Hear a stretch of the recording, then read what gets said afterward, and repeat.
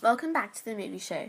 We begin tonight's program by taking a look into the exhilarating and historical film The Sapphires, directed by Wayne Blair.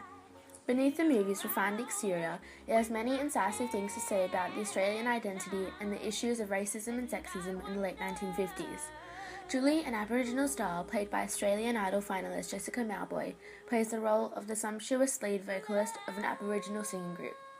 Along with stars Deborah Merriman, who plays Julie's older and authoritative sister Gail, and Chris O'Dowd, who remarkably plays the girls' band manager, who gives them their first taste of fame and guides them to Vietnam to sing for the American troops.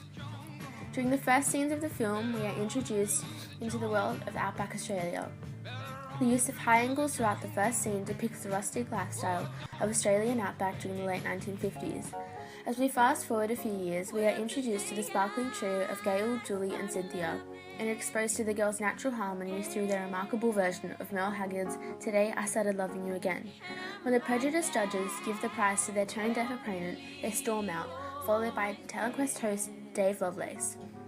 Persuasive charmer Dave secures the girls both an interstate audition for a chance to sing in Vietnam and the approval of their strict parents.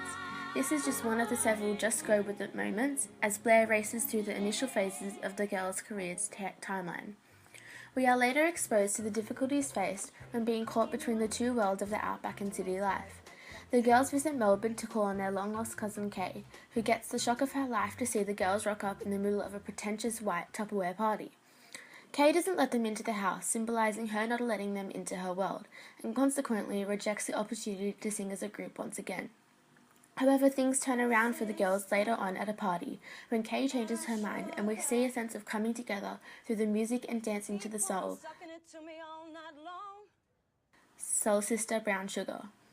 Through these scenes, the audience develops an understanding of the contrast between different worlds and collaboration of races. In preparing the girls for stardom, Dave teaches them the miracle of soul, and within a short amount of time, they're playing countless gigs in the heart of Saigon. 1, 2, 3! 1, 2, 3! They end up on a tour through real combat zones consisting of escalating audience sizes as their rendition of Wilson Pickett's Land of a Thousand Dances gets a crowd of GIs on their feet. However, soon the girls are surrounded by the heartache and damage that war has created around them. Along the way, we are exposed to the Black America's civil rights battles of the 60s and Indigenous Australia's struggle for respect, ending in a performance on the day of Martin Luther King's murder after singing a Yorta Yorta harmony on the phone to their mum. Cinematography throughout the film is upbeat, as well as exuberant costumes which reflect on the colour-popping retro period. Full marks to the sound team for allowing the audience to be surrounded by an atmosphere of euphoric excitement through the different genres of music. The film works best in the musical numbers, however the storyline is still strong and inspiring. The Sapphires is a true Australian gem and that you wouldn't want to miss. Overall, it's a 5 out of 5 from me.